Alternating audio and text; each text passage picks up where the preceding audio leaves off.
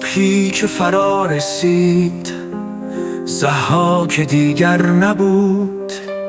زمان به کام مردم طوفان آرام بود. دلها پر از امیده، لبها پر از خنده، در خیابان‌ها پیچید فریاد آزادی خواهی.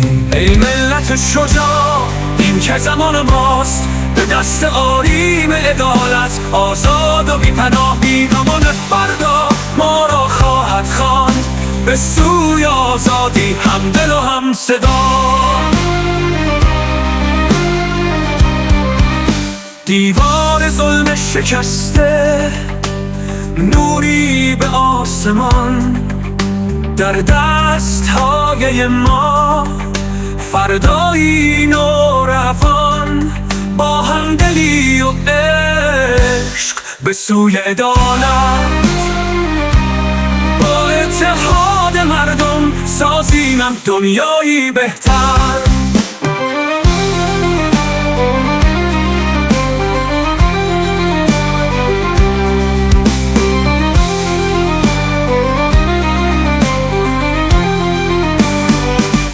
ای ملت شجاع، این که زمان ماست، به دست آریم عدالت آزاد و بی پناه. بیگمان فردا ما را خواهد خواند به سوی آزادی، هم دل و هم صدا.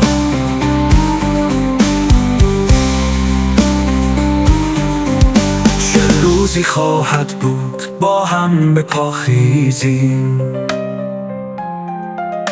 دشمن ستم پیش را از میهن راندیم.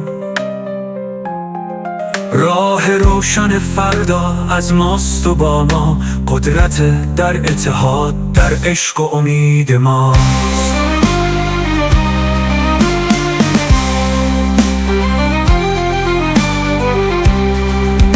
این فرصت طلایی برای نسل‌ها، برای حق و آزادی، برای عدالت ها. ما می توانیم بر این راه گام نهیم، با هم به سوی خورشید آزادی را بیابیم.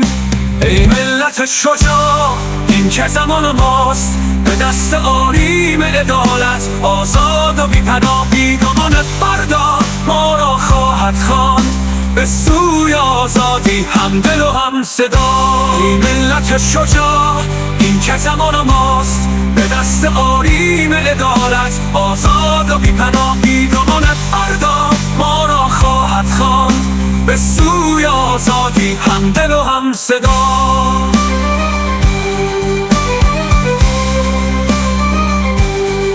روز بعد از مرگ ضحاک ما را فرا خواند به سوی عدالت، به سوی آزادی. با شجاعت و همبستگی سازیم دنیایی نو، فردا در دست ماست. به پیش ای هم میهن.